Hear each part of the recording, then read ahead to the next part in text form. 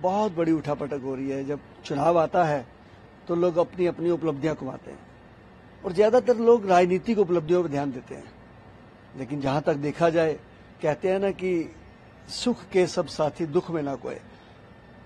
3 साल पहले जब दुख आया देश के अंदर, बहुत सारे चुने हुए नुमाइंदे घरों से ही नहीं बाहर निकले।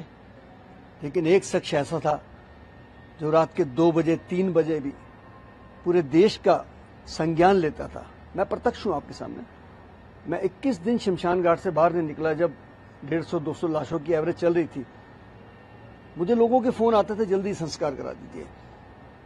रात के 2:30 बजे 27 सितंबर 2021 को जब मुझे एक फोन आया कि शंटी जी पीएमओ से फोन है, तो मैंने सोचा ये भी कोई इसलिए फोन होगा कि जल्दी संस्कार करा दीजिए।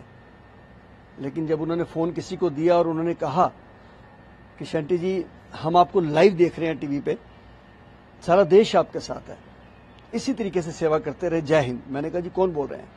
तो कहने लगे मैं नरेंद्र मोदी बोल रहा हूं।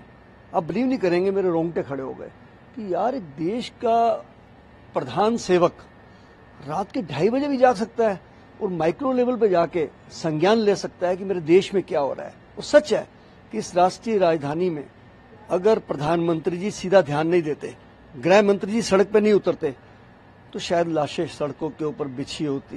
क्योंकि दिल्ली की सरकार ने जो किया, आपने देखा कि 25 लोग एक रात में जयपुर गोल्डन हॉस्पिटल में मर गए। एक रात और 25 लोग। और बत्रा हॉस्पिटल का चीफ डॉक्टर मर गया। ऑक्सीजन नहीं, नो ऑक्सीजन नो एडमिशन।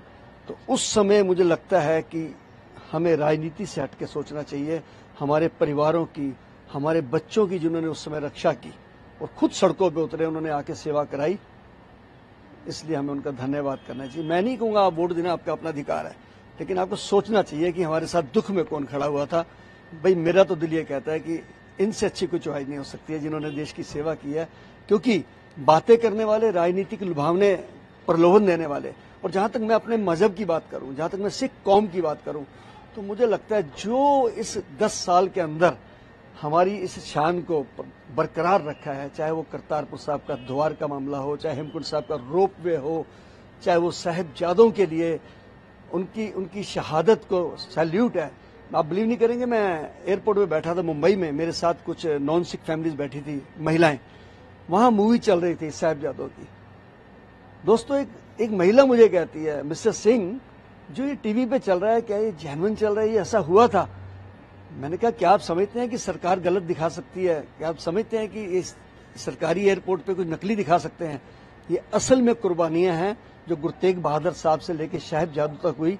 उस महिला ने उस स्टोरी को सुनते ही चुन्नी अपने सिर पे ले ली और सैल्यूट किया इस कुर्बानी को। तो इस कुर्बानी को जन जन तक पहुंचाने के लिए, सीबीएसई की किताबों में पहुंचाने के लिए जो प्रयास मोदी जी ने किए, उसे हम कैसे भूल सकते हैं जी। मैं ज्यादा ना कहते हुए ये कहूंगा कि हमें सोच के दिल से वोट जरूर करना है, अपना वोट नहीं छोड़ना है, ऐसे निशान दिखाना है, और वोट उसको करना है जो हमारे दुख में हमारे साथ खड़ा हुआ था।